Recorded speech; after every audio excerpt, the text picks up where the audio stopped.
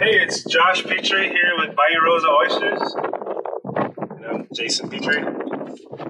So we're in Bayou Lafourche, Lafourche Parish, on our oyster farm. This is Bayou Rosa Oysters.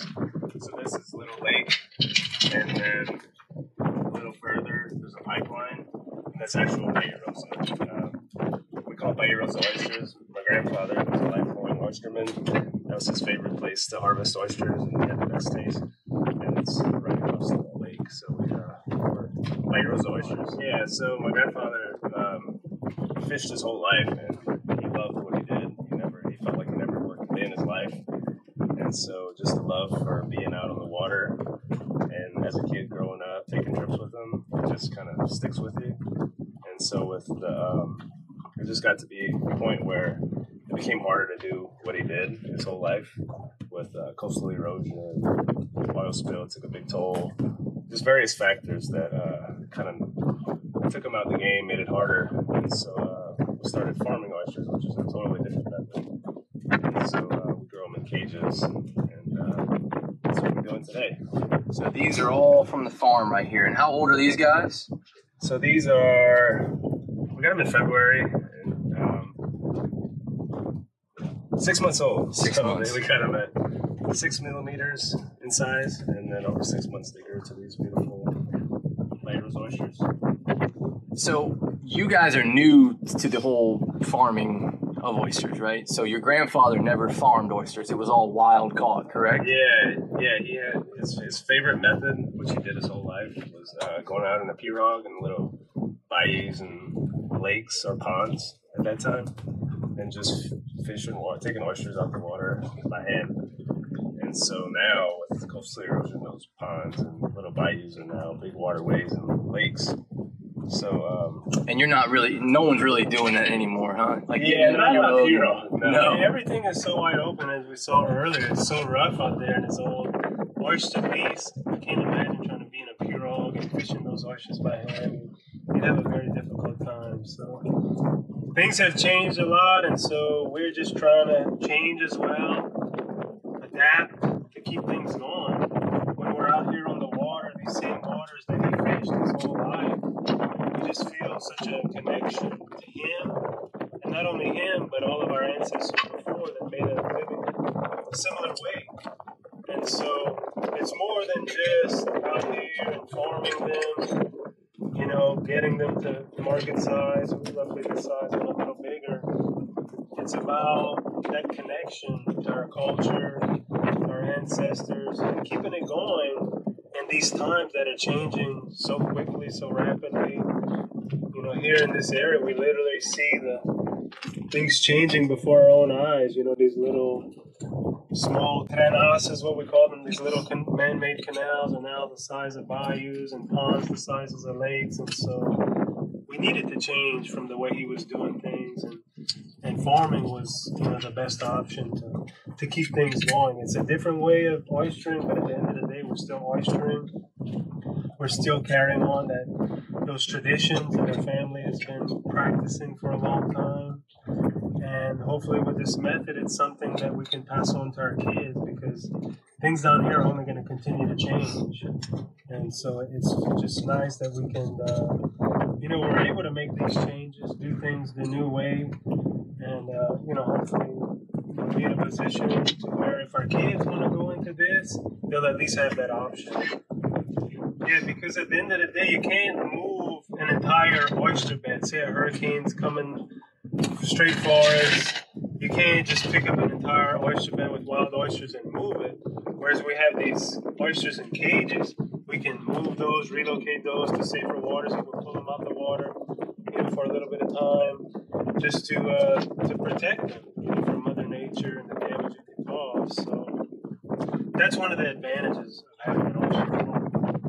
As we saw with Ida, I think it wiped out most of our cages, right? Yeah, it completely wiped us out of probably 100 cages. We had a couple that sustained, and the only reason they were still there is because they got caught on a pilot. Wow. Yeah, so even 100 cages, how many oysters is that? Oh, it's too many. Roughly, It's yeah. depressing. Yeah. So, and that's when Jason was just getting things going at the farm, and right away gets slammed with Hurricane Ida. So it's the way of the future. I think is to do the farming. There'll always be a market for the wild oysters and people that are committed to keeping that going, and that's a beautiful thing. Yeah. But you're always going to need those wilds for po' boys yeah, and frying and up.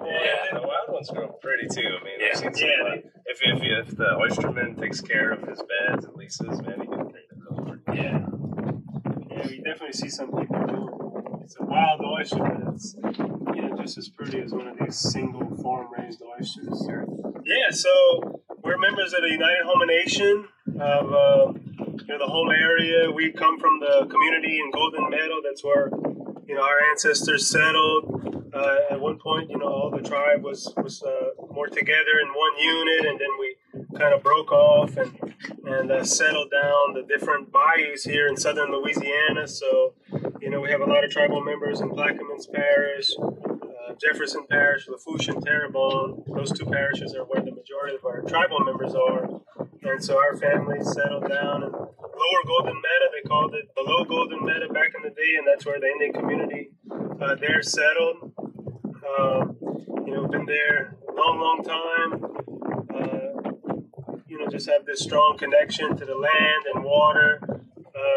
What we're out here trying to do is continue the legacy of our people and that connection to the water. And, here with these oysters, it's something that our ancestors fished oysters, as far back as we know and can remember, both through written and oral histories. And so we're just trying to do what we can, a small part, to keep our culture and traditions alive. And so I feel really blessed to be in a position where, we're able to continue this tradition, the connection to the land. It's something that's so important for us, and it's challenging to do so. But Jason, especially my brother here, he figured out how to make that transition. He, along with my grandfather, from the old way of harvesting to this new way of farming. And it's something that needed to be done to keep it alive. Otherwise, it would have washed away like a lot of this land here, is washing away over time. So we just feel very blessed to be in this position.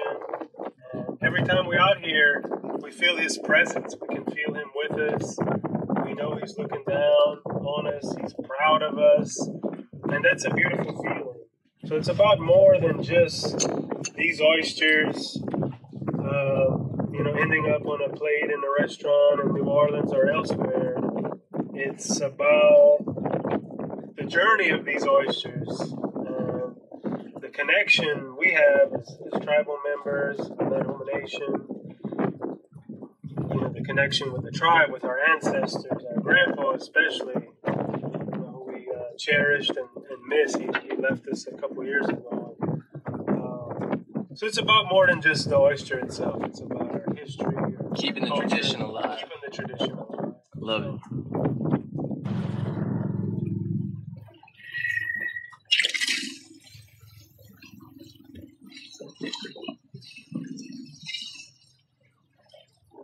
All right, so what do you have going on here? So, some oysters at the bottom, and I'm going to sift it to separate them by size. This is a 6mm mesh. This is a 3mm mesh. So, we size them. Each oyster is sized by R. So, R2 or 6, which means it retains on that size mesh. So, I have 3 and 6mm mesh. So if it falls through, then you know it's got to go back and grow a little longer. Yeah, and after it gets past 4mm mesh, they don't grow great in bottles. They clump up, and the water doesn't flow so well. So after the size 4, we try to think about the bottle system and move them somewhere else. So how long have they been in here, these guys? So this batch, all for this one, has been here for 25 days. 25 days? Yeah. And that's the ones you're sifting through right here, right now? Yeah. These have been here 19 days. 19 days.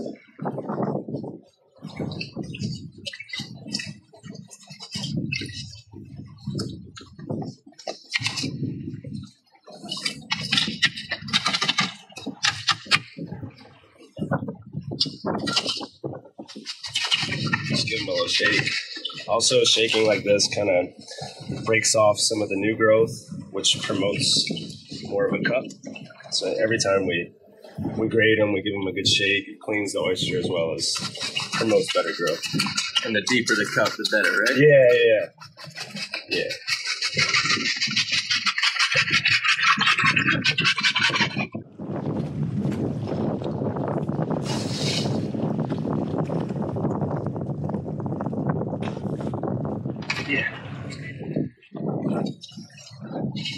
So pulling a cage of oysters out, how long have these been down here? These I got at the size of what we saw in the nursery in February, Valentine's Day. So since February they've been out here? 6 months. 6 months?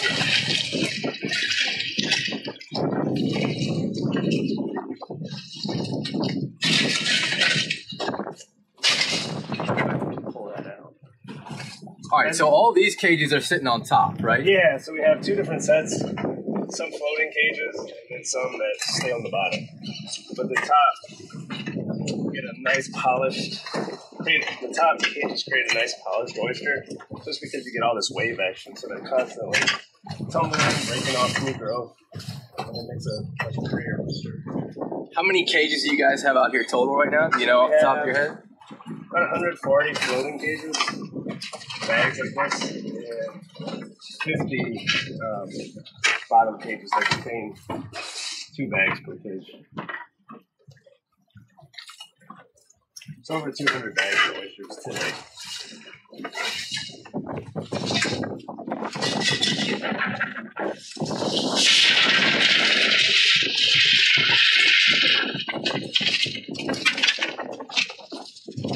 All right, so these are 6 months old, these guys right here.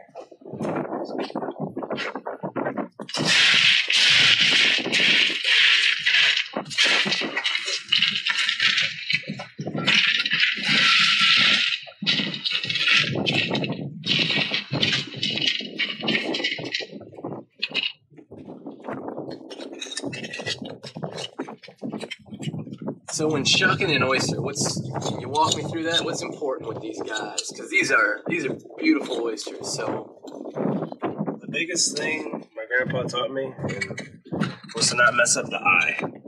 He would get so upset with me very rare whenever I messed up the eye. So don't mess up the eye. Don't mess up the eye, which is the this is muscle, which is right here. Like if you go to a restaurant and someone doesn't know how to shuck, you're gonna notice it, right? Yeah. So you insert the knife at the hinge, right? And then just slowly, don't get too aggressive. Once you pop the hinge, just slowly slide the knife on top of the shell. And then if you do that, you'll cut the eye.